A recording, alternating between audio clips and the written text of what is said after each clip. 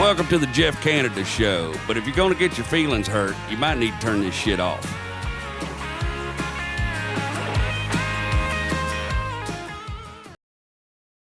What is up, y'all? I have a very special guest. I say that every week, but I have a very, very special guest this week because this guy at one point was super fucking famous. Uh, and now Not. and now he has a country music career like the rest of us, where we're all battling for ears. We're all battling for just someone to listen to our music. So it's my friend John Brennan. You might recognize him from season two of The Real World, season two of The Correct. Real World on MTV, or you might recognize him from some of his really, really cool songs. But I became a friend with him earlier. It was like in January, I think. Was it this year or last year? Something Can't like remember. that. Yeah, This year. within the last 2, somewhere. Yeah. So, and we became buddies. We met through a mutual friend, Joe Kelly, who works for CDX, and we just kind of kept in touch and watching each other's lives and kind of cheering each other on in our own careers. So, welcome to the show, buddy. Yeah, thanks for having me. It's great to be here. You have quite an entertaining, social media feed yourself. Well, it's funny because I was telling somebody the other day, and I was like, 20 years ago, if I had something that 9 million or 12 million people saw, I would be famous. Yeah. You know what I mean? Like, if you had one piece of content that 12 million people saw, you would be famous on a certain level. Yeah. Nowadays, that's just a Tuesday. You know what Yeah. I'm It's like, it's so weird how much the world has changed, and to be honest with you, I blame The Real World for all shit. Well, you're welcome. I blame reality TV for Okay. making average people famous. Well, okay. Not Hey, saying not saying that you're average, but you like the Kardashians, those they didn't do shit. yeah. Well, they made sex tapes and things. That's why they're famous. Well, they were big before that happened. No, that's how, uh, but yeah, I want to hear your argument about why you blame reality TV, but it's ironic that they blame the real world for MTV not showing music videos anymore, which isn't really truly wrong, but Right. they had to keep people on the channel for longer than 3 or 4 minutes for a song. People were switching the channel, so they said we got to make 30 or 60-minute episodes of something. So and the real world was full of music and pretty music oriented, but as far as music videos, they blame the real world. They blame reality TV, and now fast forward all of these years, here I am, an entertainer trying to get my music video on music channels that no longer exist. So kind of backfired on my own self. Yeah, it's nuts. You were playing back then though, right? Sorry. Were you already playing music back in those days? Well, yeah, that's why I got on the real world, was because I was a country music singer. Gotcha. Yeah, they What wanted a country music singer, and that's why I was cast. Very cool. What year was that? So I graduated high school in 1992, and I went to college in the fall of 1992. And by January of 1993, I had dropped out of that very expensive college, and I had moved to Los Angeles to be on the channel that my parents had blocked when I was growing up. Gotcha. That's cool. And I don't want to spend a whole lot of time on The Real World because I know you're trying to like really, really do your music career, and I definitely want to Yeah. focus on that. But I have some questions because you know, that's like I graduated in 97, so I'm not that far behind you, but still in those age, that was a long time behind you. Do you know what I mean? Like now that year's not that we're not that far separated in age, but then it was. And so I was in high school, not even high school, I was in junior high when The Real World came out, and I remember watching it. I don't remember what season I started watching it on, but I enjoyed it. I enjoyed that. I enjoyed Road Rules. Uh, I enjoyed the MTV programming when I was allowed to watch it. I really wasn't allowed to watch it at my house. Yeah. My house, it was black and white shoot 'em up westerns, and that was it. Pretty much all we were allowed to watch on TV. That and pro wrestling. which is about as real as reality television is nowadays. Yeah, yeah, So a little yeah. side note, you mentioned Road Rules. Road Rules started because two of my roommates on the real world flew to Nashville here. They met at the airport and got in a Winnebago and drove to Kentucky, where I'm from. And then we spent probably about 10 days driving to Los Angeles before we met the rest of our housemates. And they loved that journey in the Winnebago so much that they said, we're going to make a whole spin-off series called Road Rules. The real world, the road rules, and then they had the real world versus road rules challenge, which is now still on. It's called the challenge. Uh, yeah, I was there for all of that. I was on challenge 1, 5, and 10, and I'm hoping to make a comeback. You know, they're having all the old school people back, so I'm hoping that I get the call for that.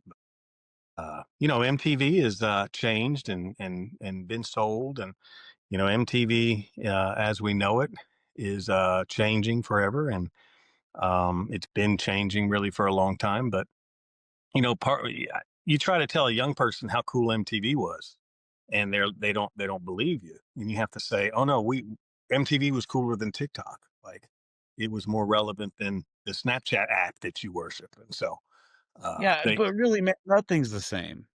right, Like right, like, I was nothing's the same, and, like, nothing is the same as what it was in the '90s. You know, nothing's the same as what it was in the early 2000s. right. Um And so, you know, you can either be the get off my lawn guy and complain Hmm. about everything I seem to do at times, or you can kind of embrace it all and just kind of go with what's but I think we are coming to a head. I think that I think with AI, something is going to happen that is going to kind of snap us out of this whole 30-second loop reels bullcrap that kind of runs our society right now. Because I think people are going to eventually just get fed up with not knowing what's real and what's fake. Yeah, Um, you know, and so just like everything else that kind of fades out, I think eventually it's going to get to and I'm already seeing it. You know what's really funny? I was playing a show the other night at a place, and it was like I felt like I was playing a retirement home. The youngest person there had to be 60, had to be. Maybe 15, 20 people, wasn't a lot of people. Um, and I looked out, and all but one person was just on their phone, just completely and fully inundated on their phone. And we're talking 55, 60, 65, 70-year-old. And they're just on their phone, like just on their phone. And that used to be the 17, 18, 20, 21, 22, 23 year olds. yeah. But now what I'm seeing is the young kids all the way to like 30s, they're not even on their phones in public anymore. I don't know if you've noticed that or not, if you're playing a show and you look out now they're still not paying attention to us. They're still like within their own conversations, they're still doing their own thing, but I don't see as many of them just on their phone in public like you used. So I Yeah. don't know. Well, did you had these 60-plus year olds, have they seen your viral post? Do they know that you will call them out? You'll use colorful language. They'll be viral. They'll be famous. Were they aware that you know, Jeff I Canada don't might snap at them from the mic? think they were, but also see that's something else about this 30-second thing. Now it's like, oh, well, Jeff's the guy that'll tell somebody to shut the F up. Um, when truly I would never actually do that except in the situation I was in. Yeah. Well, let me just say on behalf of all performers of any genre, on any stage, big or small, you are our hero. And you have said on videotape what every single person wants to say and do. And every single singer or speaker or preacher or anything that has seen that has gone, that's my dude right there, because that's what I've wanted to say and never had the guts to say it. And honestly, you can watch the clip and go, Jeff's being patient. Like, he doesn't want to say this. You even apologize ish before you said it. And you're like, look, I'm not trying to be, but would you just And everybody, the crowd was glad you said it. Every person on Facebook and Instagram, everywhere that you posted it. I just want to say, on behalf of all singers and songwriters and performers, I don't care who you are, you could be a rapper. We thank you, and you're our hero. So thank you very much. Yeah, it's crazy, man. That thing got all the way to 12 million views just on Facebook. I think it hit like 1.5 or 1.8 on TikTok, another 1.5 on Instagram. I mean, it went ham. And there's a couple things I've learned from that. Okay. One of those things is that the majority of people agree with me. Yeah, they sure do. That was one thing I learned. Another thing that I learned is that there are a lot of people that don't go out to live music anymore because of that problem.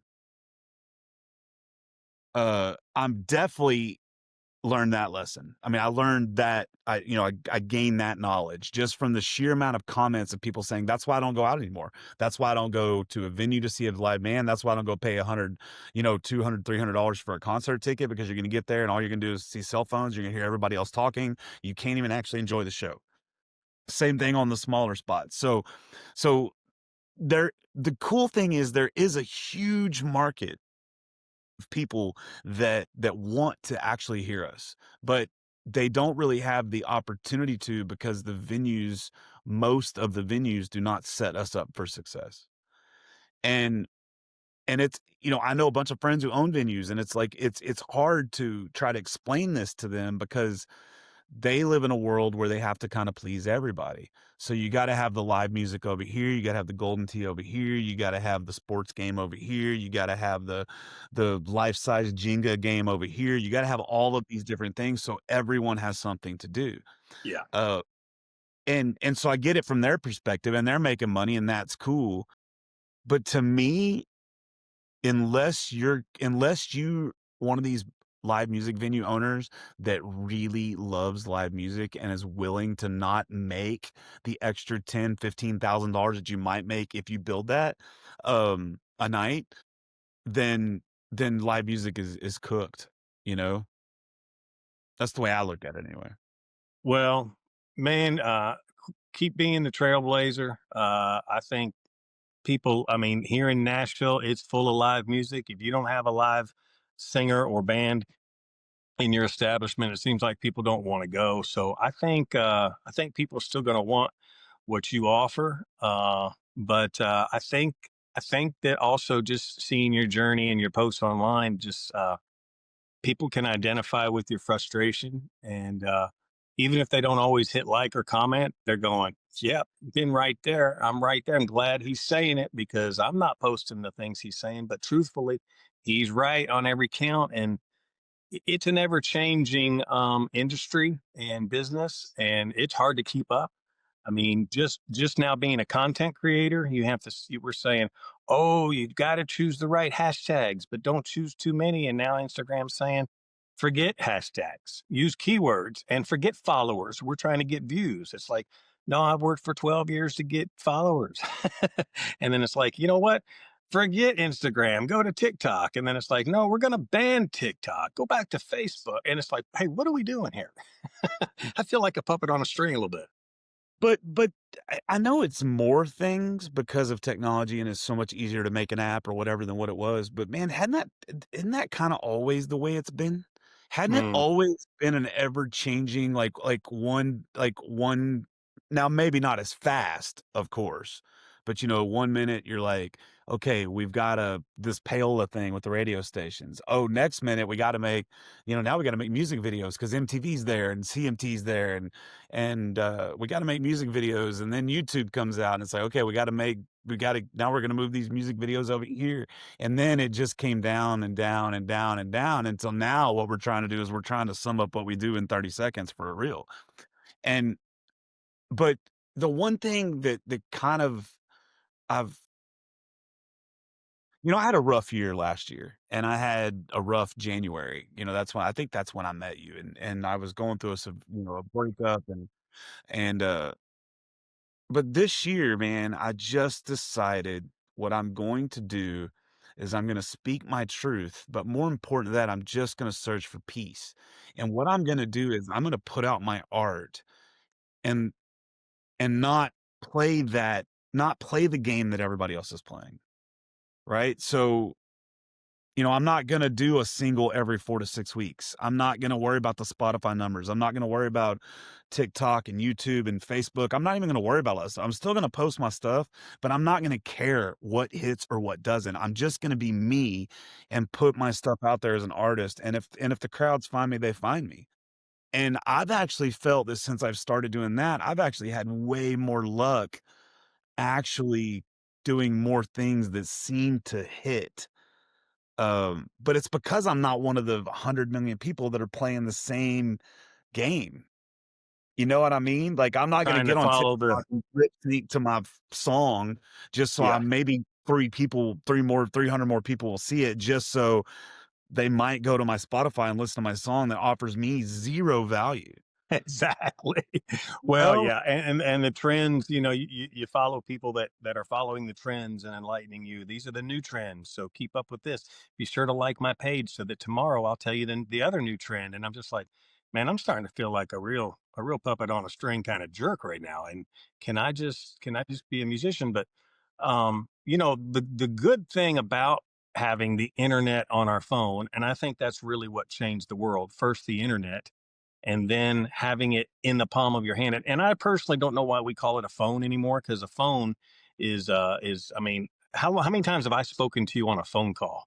I mean, I text you or I'll direct message you, but I mean, a phone is just like 1/100th of the things that it does, but we still call it a phone. But we have the internet in our pocket everywhere we go. We have a camera on that device that's better than a $1,500 camera 20 years ago. Remember you would measure the pixels and all that stuff, and who get the Nikon, no get the Canon, and that would change every year. But I mean, the cameras on our cellular phones is better than all of those now.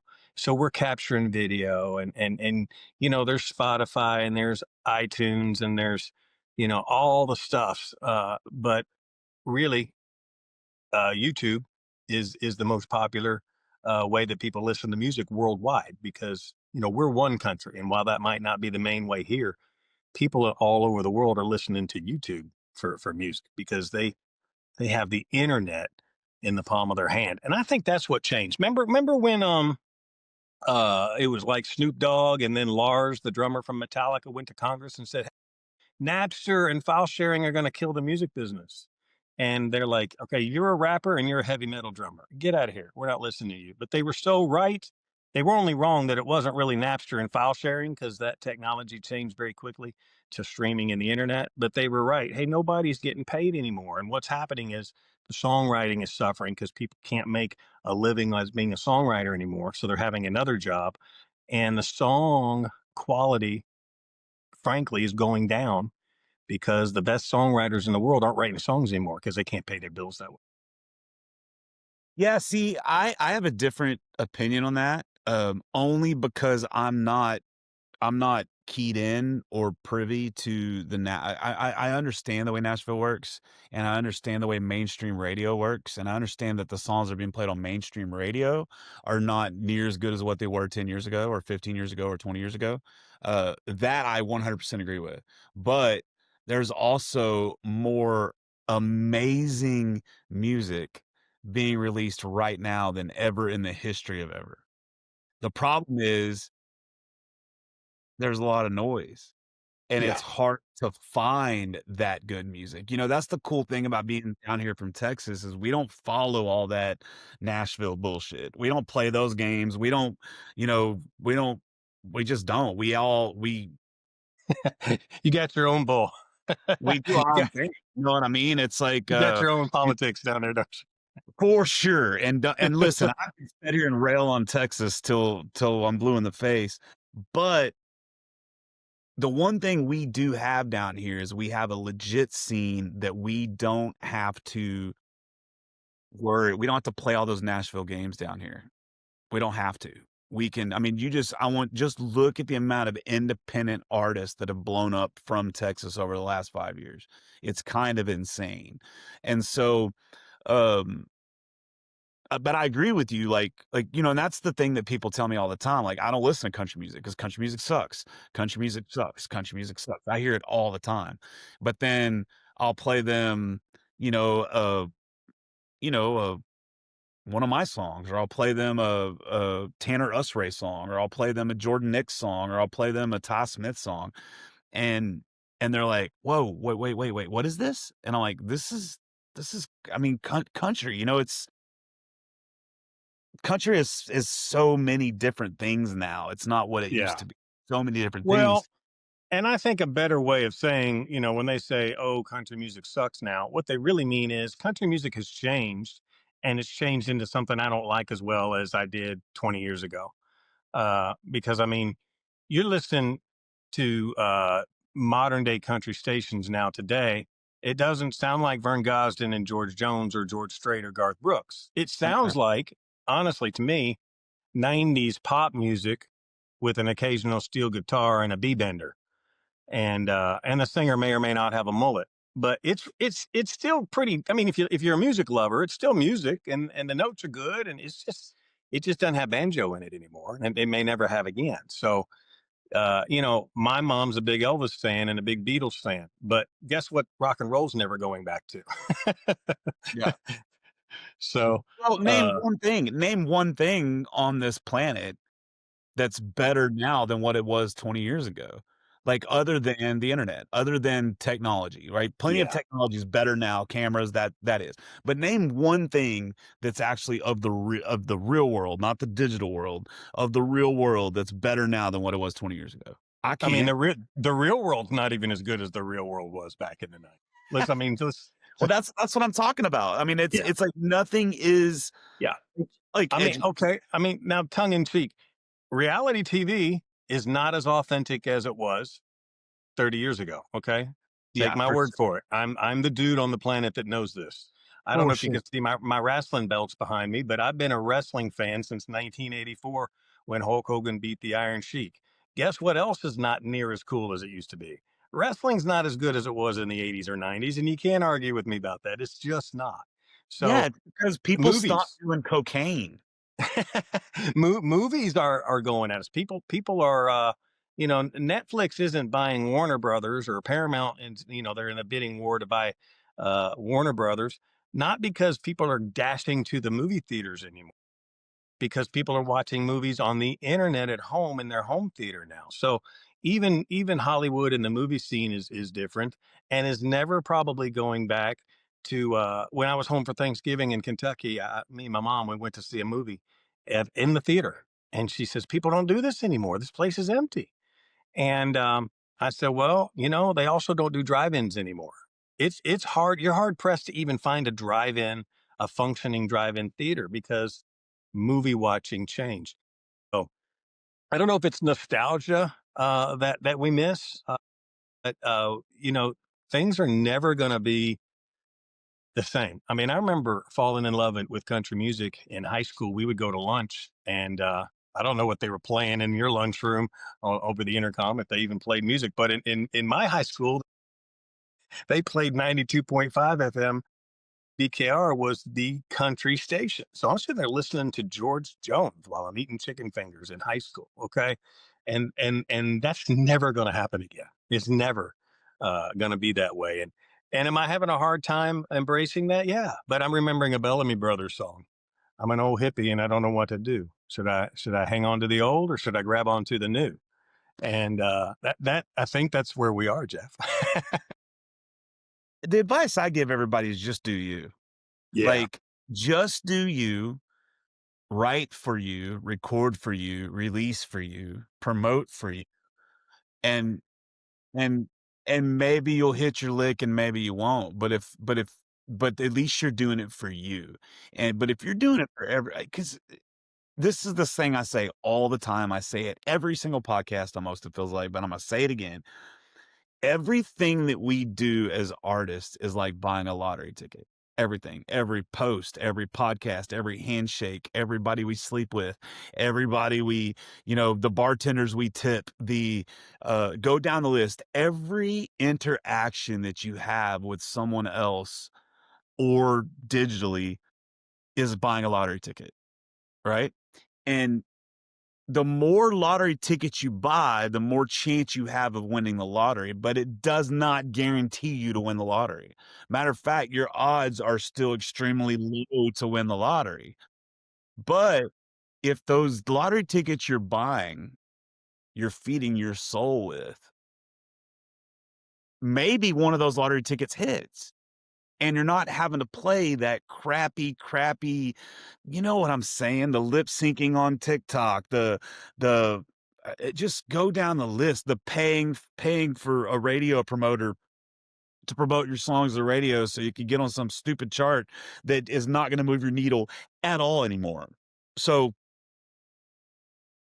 I don't know. That's where my head's at. It's just kind of like release, do your thing, be you, be as real as possible, be as authentic as possible, and pay attention to the people that do show up and stop focusing so much on the people that don't. Pay attention to the positive comments, stop paying so much attention to the negative comments. That's Uh, good. I think I think that's the key. And the reason I think that is because I look at the people that are successful that I like. For example, Cody Johnson, right? Cody Johnson's from around where I'm from. He did it the hard way. He did it as an independent artist,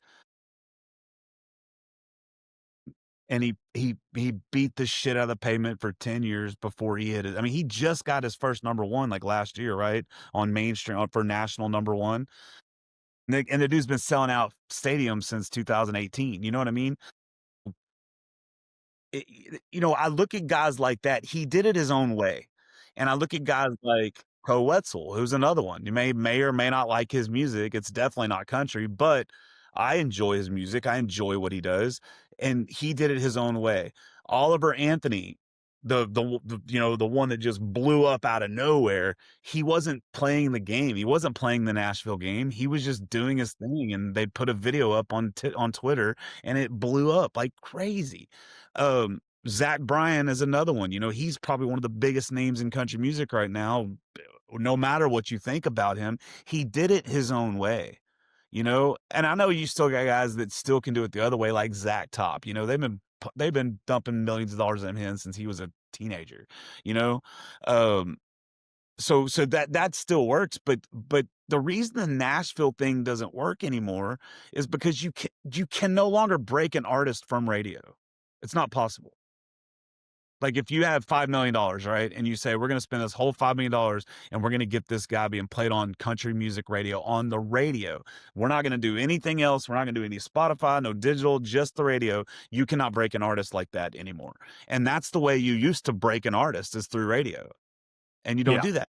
The way you break an artist is the ones that are willing to do the work on the digital front, you know?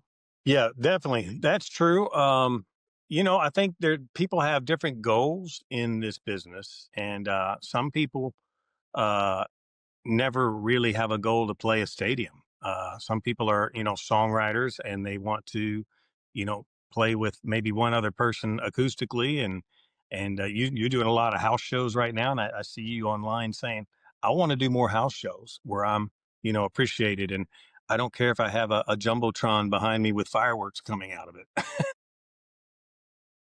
So yeah, there's different goals, and about 25 years ago, I had been dropped from the major label that I was on before they ever released anything, and told that they liked the other guy better and they're going to go with him, and he's a household name and a megastar now. But I had a lot of goals to do all those things. I wanted to be on the radio.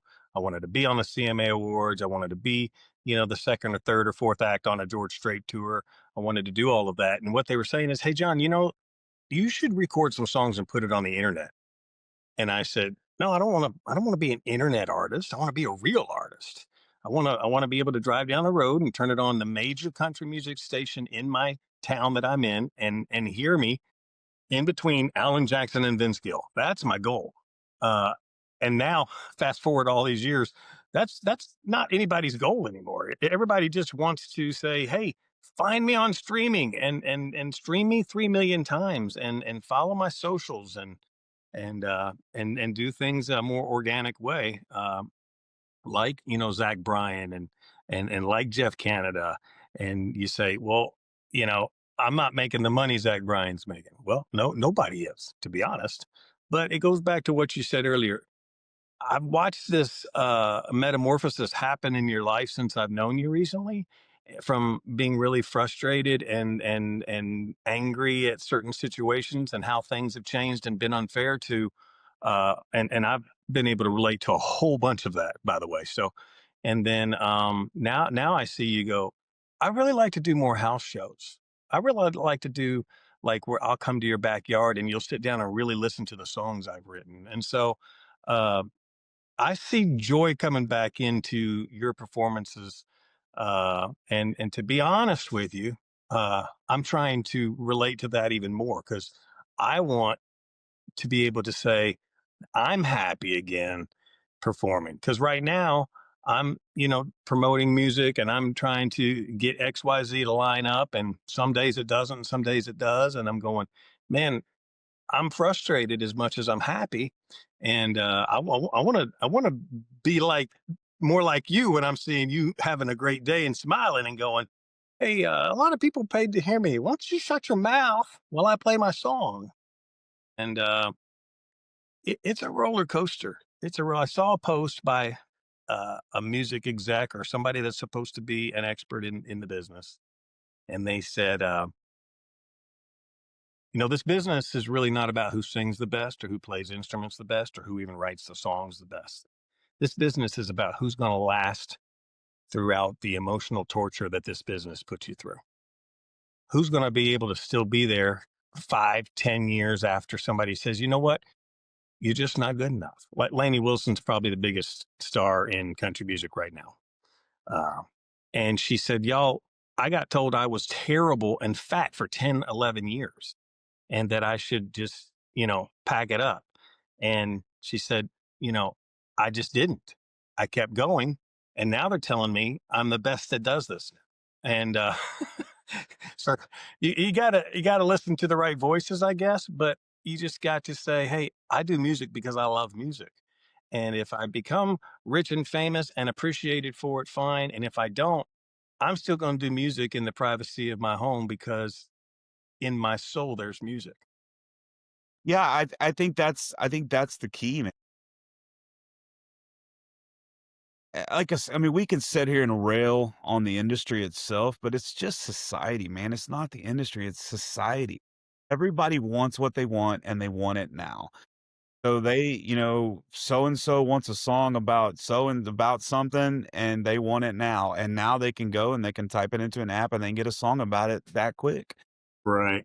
And so and also, man, to be honest with you, a lot of the blame falls on us as artists. And that's the part that the artists don't want to hear. That's the part that the musicians out there don't want to hear. A lot of it falls on us. I can tell you this, back in the 90s and 2000s, even the 80s, I went to a lot of concerts when I was a kid. The late 80s, all through the 90s, early 2000s, I went to a lot of shows. And it didn't matter if it was in a place that held 200 people or a place that held 50,000 people. The one thing that was almost guaranteed is when you walked into that room, whoever was on that stage had earned it. And whoever was on that stage, it was putting on a show. Whether it's Garth Brooks doing the lights and the flips and all that stuff, or Chris Ledoux, who did the same thing, or it's George Strait, who just stood there and played songs, right? But what they were doing is they were putting on a show. But now, I would say the majority of people playing music and getting paid for it are not putting on a show. They're just playing songs.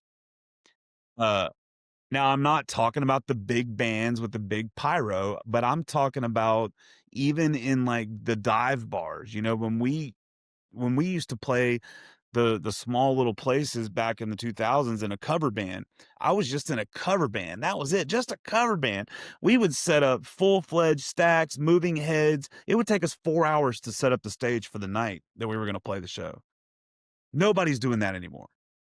I mean, there are some people out there, but the problem is, man, is we collectively we've helped out the downfall of live music. We've helped it. And I don't know if it's because it became more of a commodity for people or more of a job for us. On my last podcast, I was talking about people that talk about gigs versus shows. You know, there's a difference between a gig and a show. Well, I don't believe so. I don't believe there is a difference between a gig and a show. I think if you're getting paid money, not even if you're getting paid money, if you're going to get up on a stage and play music, your job is for you to entertain. That's your job, is to entertain.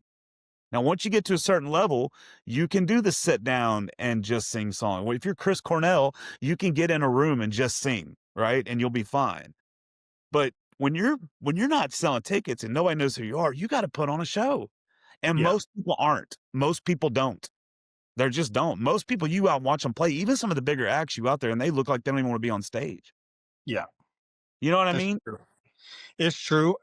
You know, I don't do, and I'll tell you this, I have never done like a 4-hour set. People ask me all the time, "Hey, do you play down on Broadway?" I'm like, "No, because I don't do 4-hour sets. I don't know that many songs by heart." You know, uh,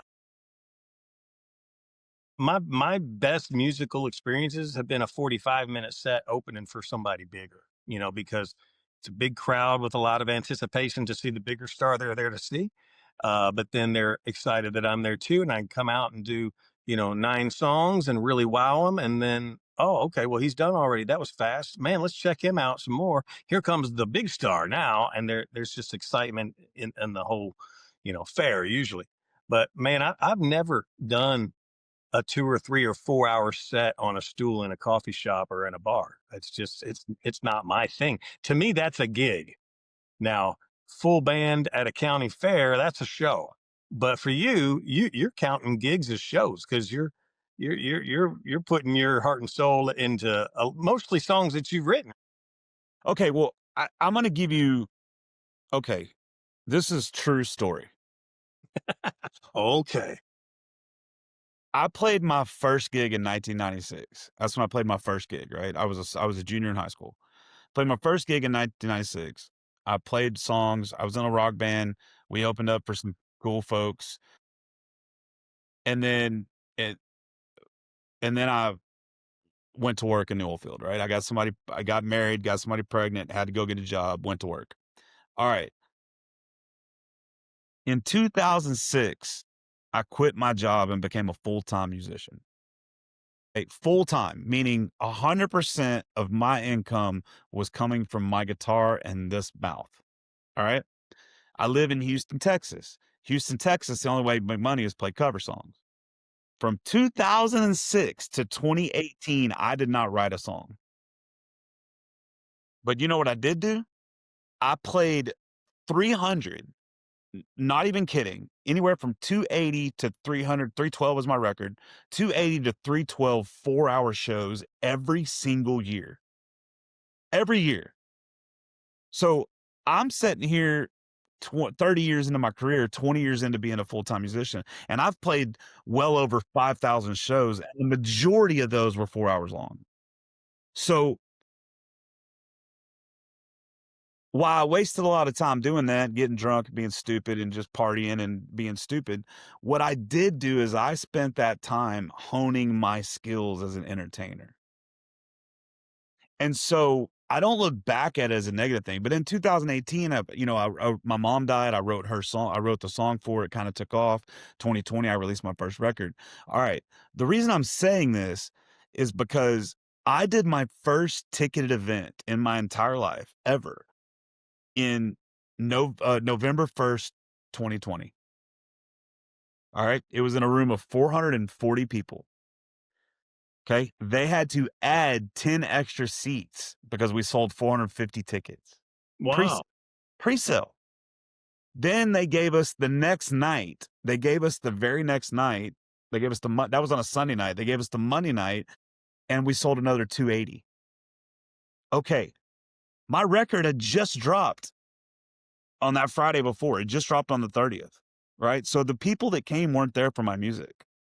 right? They were there because I had been playing for them and for this career of playing but the reason it was is because we put on shows, right? We didn't just take this 4-hour opportunity to make our 300 or 400 bucks a piece. We t- we were going to put on a show. Yes, we're playing cover songs, we're playing everybody else's stuff, but we're doing our own versions of songs, and we're up there rocking out. And that's why we quickly became one of the highest paid, most booked bands in Houston. There was a point there where I was playing every Wednesday through Saturday, making 2,500 bucks a night. You know what I mean? As a full band. So that's what I'm saying is missing though. You know what I mean? We didn't look at those opportunities just to make money. We looked at those opportunities to put on a show and to build Yeah. a fan base. And I did. I built a fan base. Was it around somebody else's songs? 100% it was. But it just goes to show you that it does transfer over to the original world. And that's why even today, if I play a show anywhere around my house, I can sell, 150, 200, 300 tickets without really even trying. Yeah. Now I can't do that 100 miles away from me, right? Because I stayed in my hometown the whole time. But I'm just trying to say it's like, I'm glad that you never had to play those 4-hour shows. I wish I would not recommend that to anybody. But man, there's something about having to fight for your dinner. Yeah. You know what I mean? To make you become extremely good at what you do on stage. And I don't think there's enough of that anymore. I think it's too easy to get on stage these days. You're not going to the open mics and you're not going to the battle of the bands. You're not playing the talent shows. You're going straight to just sitting down and playing songs in front of people and you're reading it off an iPad or go down the list of whatever. Uh, and I Yeah. think what that's done is, and I say this on every podcast, but I don't think what we do anymore is special to the majority of people. So if that's the case, who should we be marketing to? Should we be marketing to the 12 million monthly listeners on Spotify? Or should we be marketing to the 10% of people out there that still give a flying shit about what you have to say and what I have to say with our guitars? I don't know. Yeah, and I share that sentiment. Anytime I'm out and I see a singer or a band member and they're going, "Oh yeah, we can do that song," and they're scrolling on their iPad, hoping their data will be sufficient to pull up the lyrics and probably wrong chords that they're finding on the internet, and they'll butcher a song that was a request because they want that $20 bill in their in their bucket, and I'm going, man, lose the iPad. Get you 25 songs that you know by heart. And if you got to use an iPad or a phone, for the first word of a verse once a night or twice a night, but man, you're just you're doing karaoke. I agree with you 100%. Our mutual friend Joe, every single time we go out and they've got an iPad on their mic stand, it's like, man, you just took your professionalism down about 20 notches because what you've communicated is I don't have any songs worked up. I'm reading this. Yeah, what you've communicated is that you don't care. What you communicated is that you want to get paid to do something that you're not actually prepared to do, Right. right? Imagine if a fucking doctor was looking up how to do a surgery on YouTube while they have you cut open. You say you got a headache and a pulled tricep? Here, let me Google that. Hang on. Yeah, let me look that up. Right? Let me Any other professional. How about this? How about you get a lawyer to defend you? Here you go, iPad musicians. Go get you a lawyer to defend you that it doesn't know the law that has to look up everything on an iPad while they're in court. or an airline pilot. Yeah, Uh I've never flown this aircraft. Let me Google that. right. But then what does that equal? That equals the general public not thinking we're special anymore.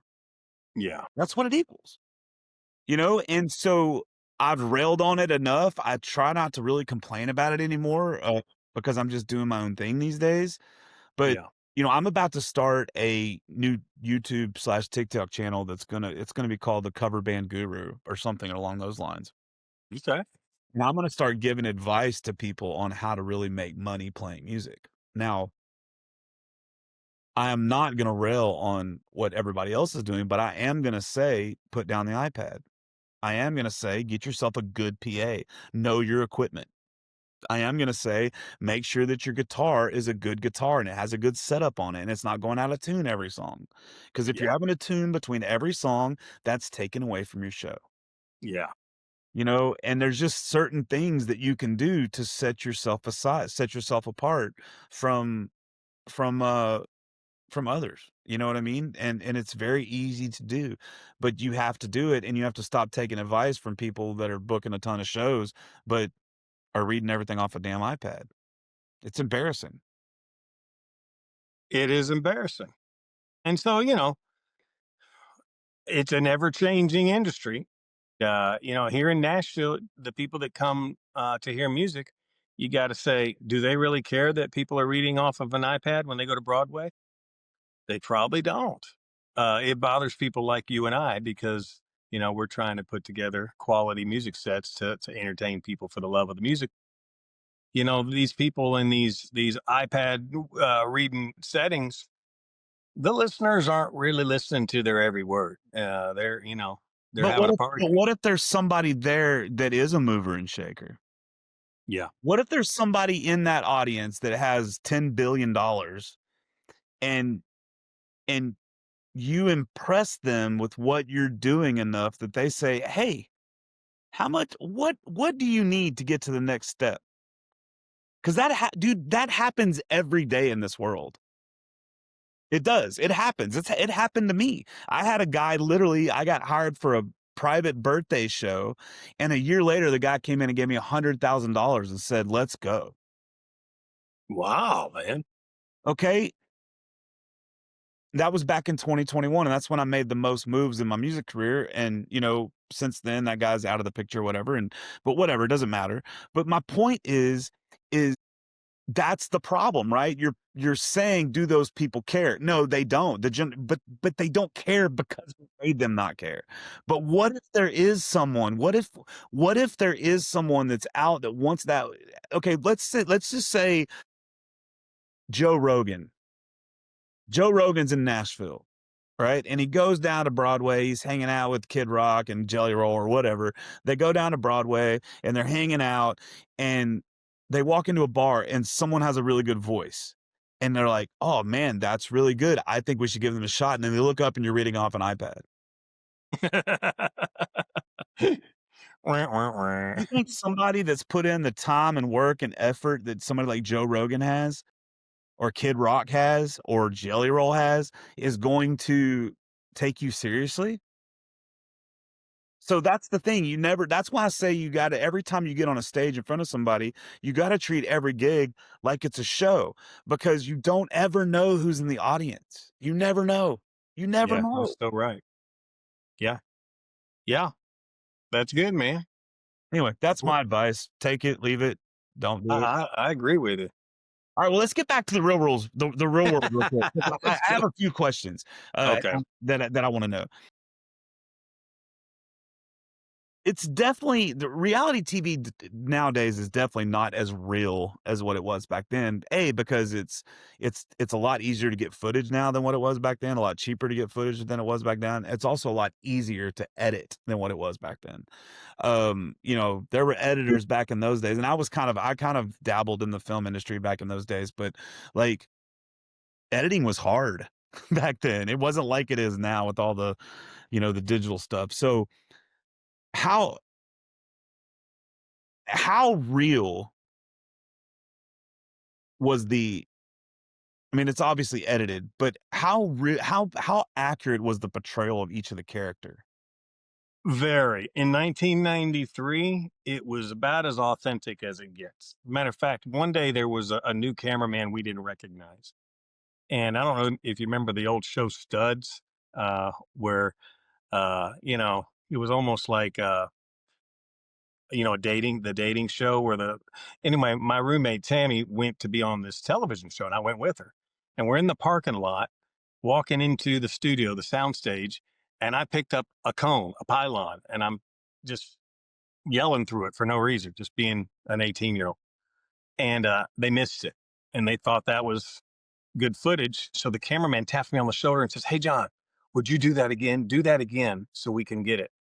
And immediately the director stepped in and pulled him aside and said, John, just go on, and pulled him aside and said, we never asked them to do anything. We never actually, you're probably not going to work here anymore because you've spoken to a cast member. So we never asked them to do something or repeat something we missed. We just missed it, and we go on and let them go on. And that's how authentic it was back then. They never told us what to say. They never told us what to do. They never told us anything. They just said, hey, on a landline, because there were no cell phones, 1993, okay? Call us on the landline every day and tell us what you're going to do. And we'll tell you, hey, wait for us. We're going with you, or we're not going with you. Go ahead. And that was about the gist of it. Everything was so authentically genuine. And when the show came out, the 22 episodes, I can tell you, I didn't always like the way I looked, and didn't always like what I said, but I really looked like that and really said those things. Okay. My roommates, same thing. A lot of my roommates didn't like the way the show portrayed them in the 22 episodes.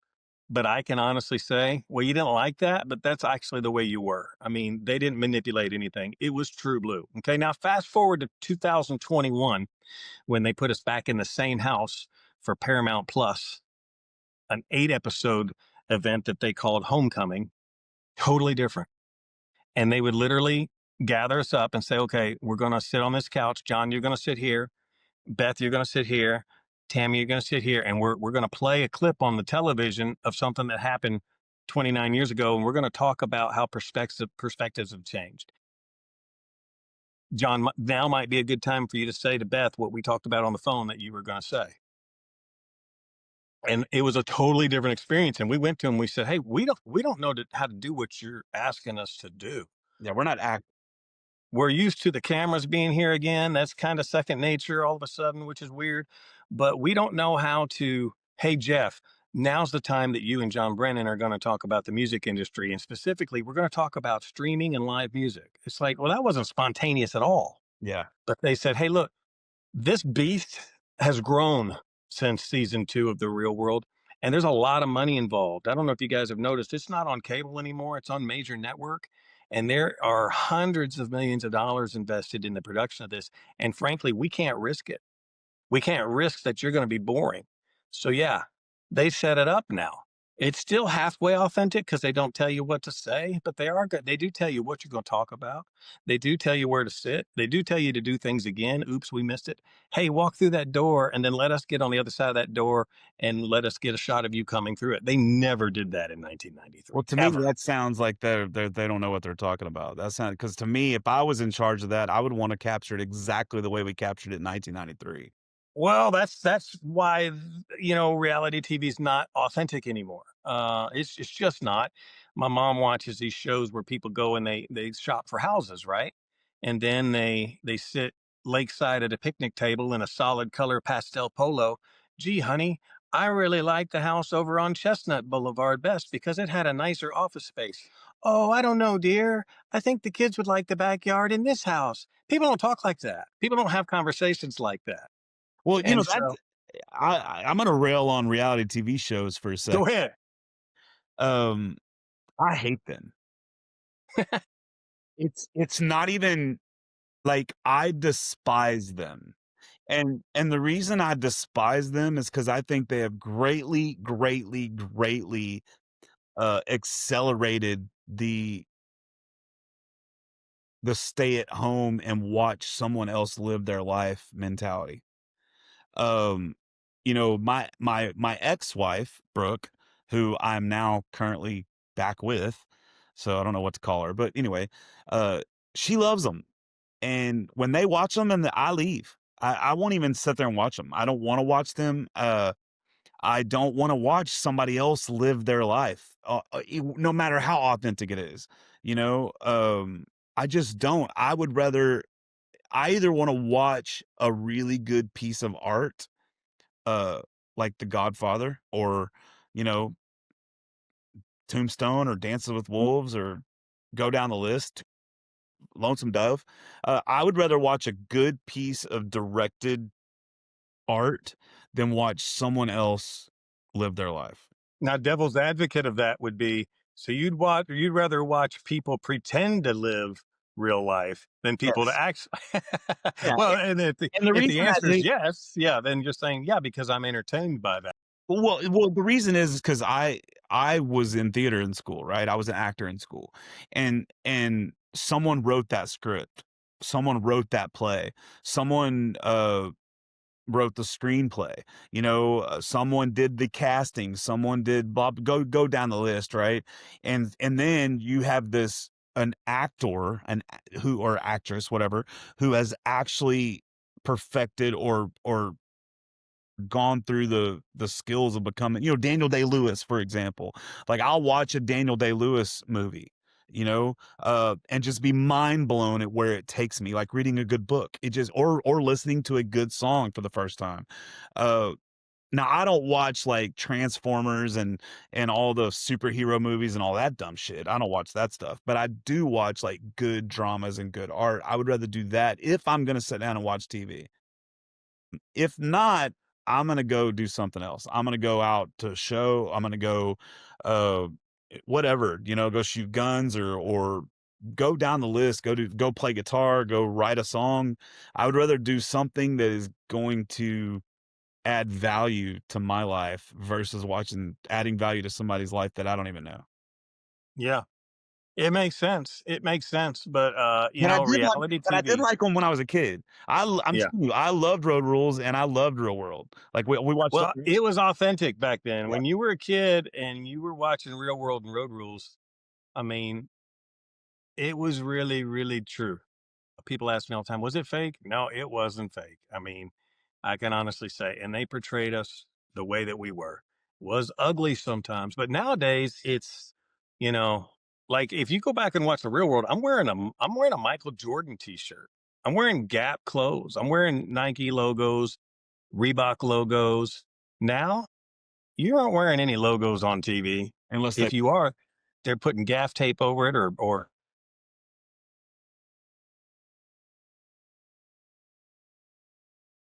my dogs. he's They about calling to, you no, no. he's calling you on your bullshit. Yeah. He's, I think the Amazon man's outside or something. Yeah. But that's how real it was. It was they never told us what to wear. Again, in 2021, when we did Homecoming, they went through our wardrobe and they said, okay, you can't wear that, you can't wear that, you can't wear that, you can't wear that. And we can't even say, hey, you got to wear Under Armour only because that's our sponsor, because they're looking ahead to syndication and streaming years down the road when Under Armour won't be their sponsor anymore. And so it's got to be no logos. Yeah, makes sense. It does make sense when you're making a TV show, but when you're telling a cast member, "Hey, be as raw and authentically you as possible," it's like, okay, well, then I'm going to wear stripes and plaid and a Michael Jordan T-shirt because that's authentically me. I'm going to probably wear my cowboy hat, my Hulk Hogan T-shirt, my shorts, and my cowboy boots on the beach. Not because that's what I wear, but because I really want to annoy my cast members. How long were y'all in the house? 22 weeks. Oh, okay, 22 weeks. So the first one was 13 weeks, and they said that worked out incredibly. Let's make more shows. And they figured, you know, about a week per episode is what we need. We need the footage. They kind of mix match the time, so it's not like this week this happened and this week this happened. But 22 weeks produced 22 episodes. It was way too long. So the first season was 13. We were 22. Then they backed it down, I think, about 15 weeks because the stress level in a situation like that is just off the chart. I can imagine. Were y'all allowed visitors or no? Yeah, we were allowed visitors. They weren't really allowed to stay long. That they couldn't come move in for like 10 days. But we had people come for a night. But they were still figuring it out. Not everybody was from Los Angeles, but they lived in Los Angeles and they had an apartment and a job and a car. I was the only one out of the 7 that moved to Los Angeles for this experience. So when I got frustrated, I couldn't get in my car and drive to my apartment and camp out for 6 hours until my jets cooled. And so, they quit letting people do that. Having other apartments they just learned as they went. And but it was an experience. I mean, and they were realizing what was working and what wasn't working, and so the next season, like, honestly, I'd never seen The Real World. So I'm watching The Real World season 1 while I'm living in The Real World season 2 house. Well, they didn't like it. So they came and they took the cable box and the TV one day, and they said, "Okay, no more TV. John's watching TNN music videos and he's watching The Real World. So we can't have that because how's that going to affect?" It was like you saw the Truman Show with Jim Yeah. Carrey. Yeah. That's what we really felt like, except we knew we were on a TV show, but we didn't know how popular it was going to be. Uh, we just knew it was MTV, and we were young enough to know that MTV was super, super cool at the time. So we were really nervous. I was a conservative Christian kid from Kentucky on MTV. So I'm really concerned about how they're going to make me look, Yeah. right? Yeah, for sure. Legitimately concerned and rightfully concerned about how this network is going to portray me. They portrayed me great. They portrayed me true. Again, I didn't always like everything I said and did, but they never manipulated it. It was always it was always accurate, Well, I'll that's say. real. I don't like everything I say and do. Hey, I don't like everything you say and do. You know what I mean? So it's probably pretty real. If you did like everything that you said or did at that age, then it probably wouldn't be that real. Yeah, I'd like to know in real life, aside from music recordings and aside from any reality, aside from any social media, I like any adult person to look me in the eye and say, "Nope, I stand by everything I've ever said and done on tape. I don't take anything back. I was never wrong about any of it. I'm glad I did and said 100% of everything I've said and did." If you say that, you're either an idiot or a liar or both, because I couldn't even go a day without going, "Well, wish I hadn't have said that." Dude, you're talking to the king of it right here, bro. Yeah. I'm Oh, like, man, there's so many things I wish I could take back or that I wouldn't have said, even though at the time I fully believed it, yeah. uh, and I probably wasn't wrong, but the delivery or Oh, the delivery will get you. I mean, because I feel like in my heart, I'm a pretty decent dude, but my delivery's off. same here, same here. My delivery's off. People misunderstand my heart because my delivery's been off a lot. You know, when I Uh, first watched that clip of me telling those ladies to be quiet, I was actually very surprised at how calm I was. And had I not said the F word and called them an asshole or called myself an asshole, that would have there was not a single rude tone. If you took those 2 words out of it, that was probably the most peaceful and nice way you can ask somebody to be quiet.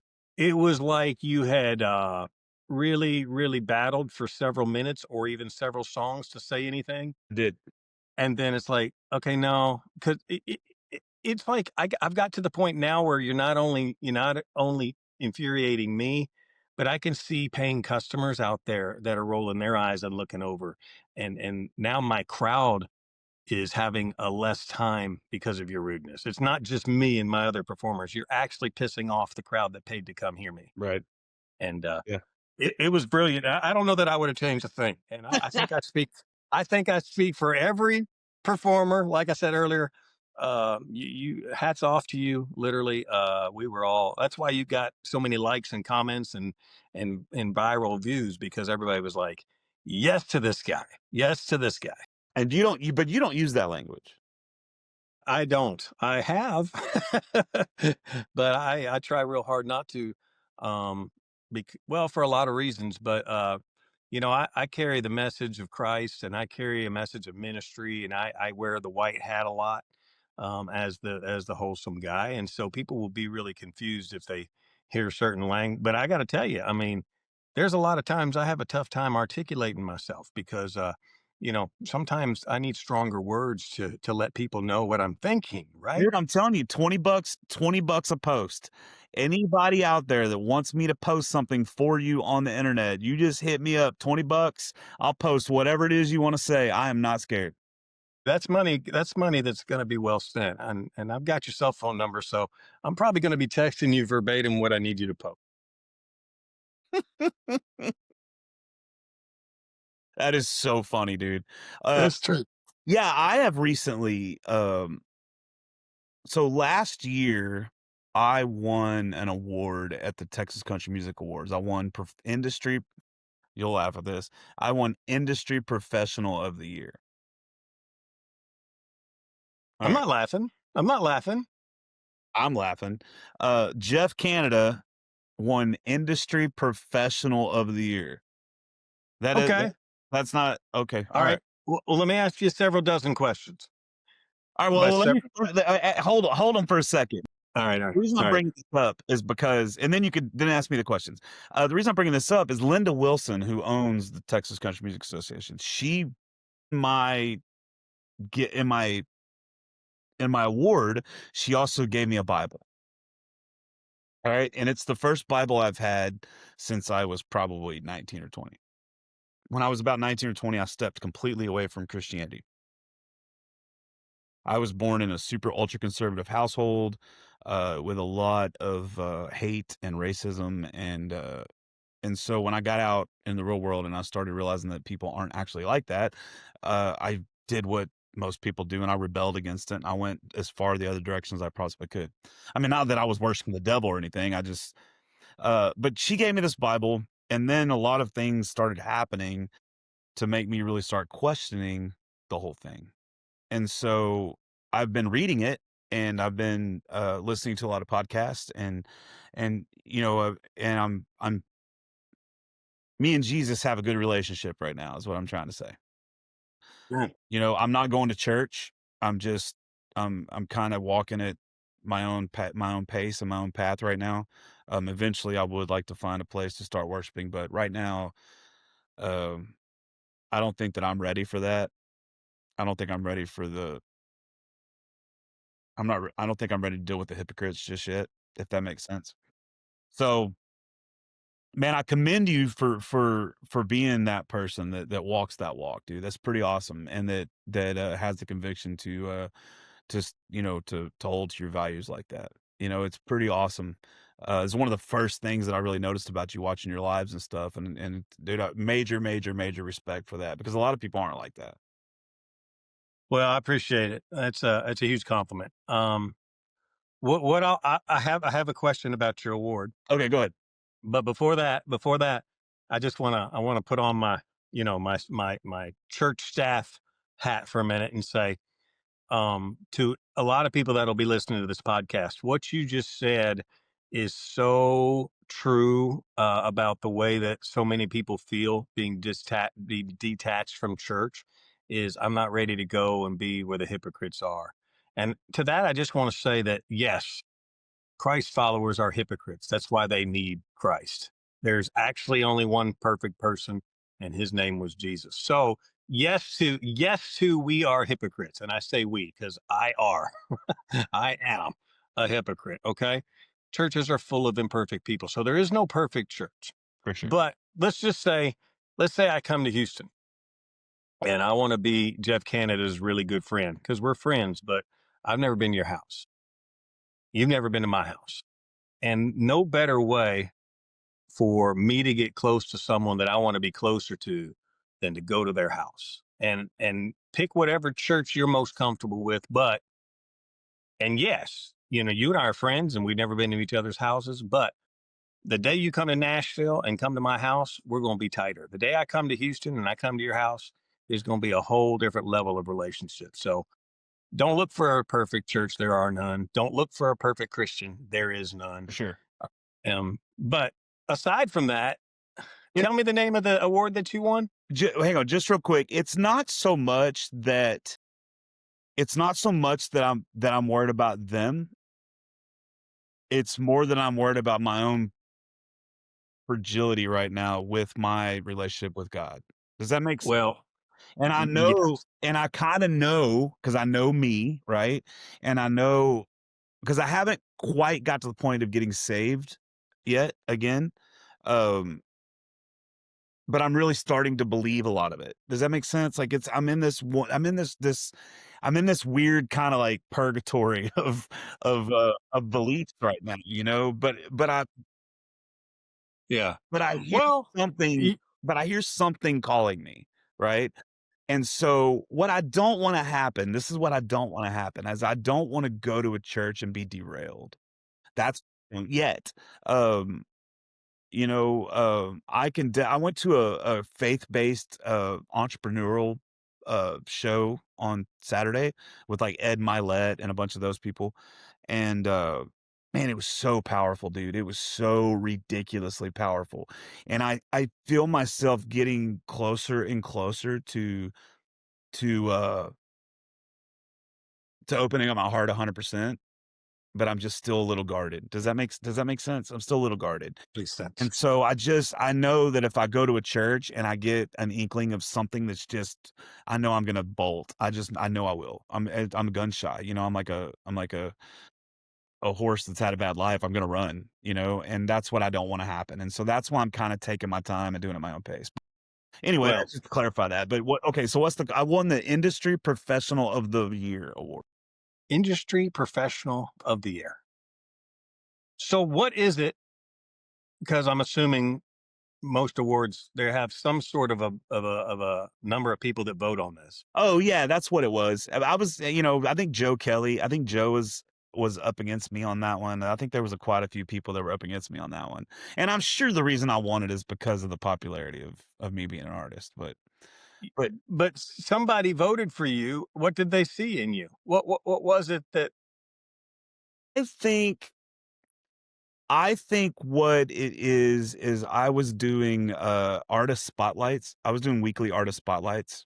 And what I was doing is I was picking a new artist every week and I was doing a whole social media deep dive on them and I was doing a lot of that. I was also helping. I was mentoring a lot of, which I still do, a lot of younger artists. I was definitely doing a lot of stuff that would fit in that professional, but not at the level that like Joe does, or I mean the people that were against me. And I mean my ex Candace won Spouse of the Year, so that tells you how you know how much she has to put up with? that was her speech.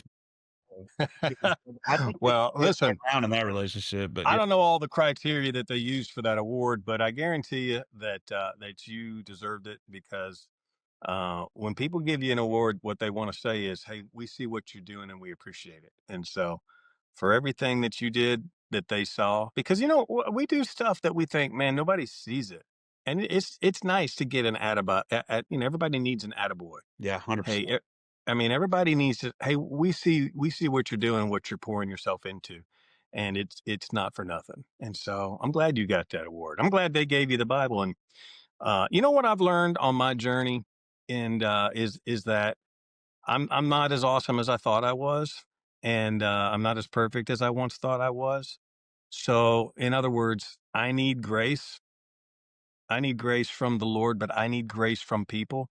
And in order to be a receiver of grace from the Lord and from people, I need to be an extender and a giver of grace to other people. And grace, remember, is something that you don't deserve. So whether it's church or music business or the guy that cuts you off in traffic, I'm just at 51 years old learning to say, give that person grace. You don't know what they've been through. They may be a jerk in their heart, but you are too. And in order to receive grace, I have to give grace. And I have to remind myself of that because that's not in our nature. Our nature is, no, you did this, so you deserve this from me. And you are a cold hearted, name call whatever you want to name. But I give you grace for those things because I have a list of things I need grace for too. And so, yeah, I mean, you're going to find hypocritical Christians. You're going to find people in the music industry with absolutely zero honesty. You're going to find people, strangers, or even people that are close to you that disappoint you greatly. And I'm just sitting back now going, you need to react like a 51-year-old because you're not a child anymore. So when people disappoint you, react like a man because you, talking to myself, uh, you disappoint people greatly daily, and you disappoint your maker daily, and you disappoint yourself if you were really to step back and see yourself on videotape on a reality show, you would disappoint your own self. So give yourself grace, give other people grace, and then It's a whole lot easier to see the Lord for who he is when you realize, man, I'm getting grace every day. That breath I just took is a gift of grace that I had nothing to do with and I didn't deserve. Yeah. My heart that just beat in my chest right there. I didn't cause that to happen. I didn't even earn that. I didn't deserve that. But the fact that my heart just beat and my lungs just breathed is a gift of life and grace that was undeserved. Me being here, you being here, God's idea, not even our idea. Waking up tomorrow is not even our doing. And so it's perspective, I think. This world's not going to stop changing. Technologies, no one's going to take their foot off the gas of the technology, and it's going to continue to get harder and harder to be personable. But I love the fact that they awarded you with whatever the award was, probably a plaque or a statue or something, and then they gave you a copy of God's word because in a world that's full of untruths, that is 66 books of solid truth.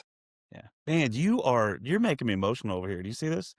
Like you have a gift, dude. You have a gift. Everything you just Well, said, I'm just telling you, everything you just said is all of the things that have been bouncing around in this whole dome of mine for the last year, showing people grace and trying to drop grudges and it's important. I have so much hate and anger built up right now, a lot of it towards myself just because of the things that I allowed to happen and I have a lot of anger towards my ex, and not that I'm extremely happy with where I'm at, and I'm trying so hard to find a way to forgive the whole situation and not just her, but like everybody. It's been a crazy since COVID. It's just been a crazy, crazy, crazy ride for me. And that's what I'm trying to do and I think that's why I can feel God calling. I think that's why I'm reading. I think that's why I'm opening myself to new experiences and outside the box and doing things that I would have never done before is because I can't keep going like I'm going. And there's gotta be, I talk to people like you and it's like it's just so inspiring, very, very inspiring to hear someone who walks the walk, but also really understands the struggle, man, because it's a struggle, and that's the thing that I tell other artists too, is if you're going to get in this game, man, just be ready to be misunderstood all the time. There are so many people out there that don't understand me. There are so many people out there that misconstrue what I say and, and, it's hard. It's hard. It weighs on you. And then you start lashing out because it weighs on you. And so, man, just thank you. Thank you for everything you just said. And, uh, I think we're going to be good friends for a long time. And, I do think you're a light. Every time I watch one of your lives, I feel better. Man, well, And I think that's thank you. We are going to be friends, and on the days that I really disappoint you with something I said or done or posted, uh, forgive me, give me grace. And on the days that you really disappoint me with something, then I give you grace. And when a stranger pisses us off on the street, we just have to say, you know what? When we start giving other people grace, we figure out how to receive it better. And I just want to encourage you, man. You said something a little earlier that we don't have to sidetrack on, but you said I'm just not at the point of getting saved again. My doctrine in theology says that's not the terminology, because when you put your first initial belief in Christ, He saved you. So now, do we have to go back to that moment? Do we need to go back to that Lord and say, "Hey, I need a do-over"? And He goes, "Oh, I'm full of do-overs. I'm a God of do-overs." But the Holy Spirit will just continue to talk to us, and we'll go, that's a God voice, and I'm gonna listen to it. And I think that this conversation, what God's saying to me is, hey, you talk a lot about grace, you talk a lot about the gospel, but number one, you better do a better job extending that to others, and I'm going to do that. But also, what I want to say to you, and also say to myself, thank you for the things that you said, but I don't have it together. I wake up and have a lot of anxiety some days, maybe even most days lately. but I'm going to work on giving myself grace. And I want to encourage everybody that's watching this podcast, and even you, my brother, um, give yourself grace because Christ does, because Jesus gives it to us, and we don't have to have a better reason than that. So when you completely blow it, and I'm talking to you and me and your listeners right now, when you completely blow it and things just are rock bottom, give yourself grace. Like, let it be okay and do a do over. Yeah. Do a do over. It's that Amen. easy. Amen, brother. All right. So let's wrap this up. What do you got coming? What do you got coming out? You have anything coming down the pipe? Have a song that's at radio right now. It's available on my website only because after the first year, we're going to be putting it on streaming, but I'm trying to sell it myself because all the reasons why. Okay. I have a music video to the song that's going to debut on the American Country Network on Monday, December 15th. And it's called Tell Me That There Ain't a God. Greg Barnhill co-wrote the song. Greg Barnhill wrote Walk Away Joe for Trisha Yearwood and Don Henley. He wrote House of Love for Amy Grant and Vince Gill. Tremendous, tremendous songwriter.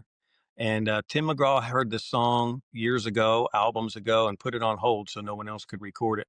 And then he just never recorded it, but he loved the song. And it's called Tell Me That There Ain't a God.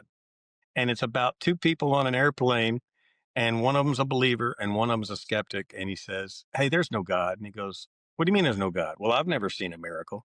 "Man, there's miracles every time you look around." And so it's a great conversation, not an argument.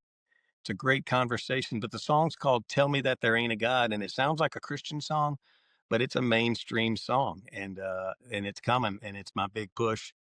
Tell Me That There Ain't a God. It's on johnbrennan.com right now, but it'll be on streaming eventually. But the music video debuts on Monday. So thanks for Hell letting me yeah. plug that. That's cool, man. I'll probably have this out on Friday. Man, that's awesome, dude. And everybody, you have your website's johnbrennan.com. Yeah, and the only tricky part to that is there's no H in my name. It's JONBRENNAN. So johnbrennan.com. Yeah, it says it right there on the bottom left of your screen. It says it. All right. All right, man. Well, dude, thank you so much for doing this. Remember, don't hop out of here yet till it uploads. But man, thank you so much for coming on. You're one of the first few guests with this new platform, and so I'm trying to get the viewers up. We'll see what happens, and I got some pretty cool guests coming up too. And man, thanks for coming on, and I'm sure we'll do another. My goal is the really good ones, the ones that we have great conversation. I want to do these, once every 4 or 5 months. Uh, because I'm eventually going to start doing multiple episodes a week now that this whole thing works and it's a lot easier. I mean, that's the one beautiful thing about technology is I can get this thing. We can stop this. I can release it in 30 minutes.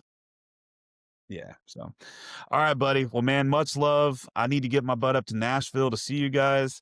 Uh, I'm going to try to do it soon. It's just this new job is kicking my butt right now. So, man, keep going, bro. And look forward to seeing you. Thanks for having me, Jeff. Absolutely.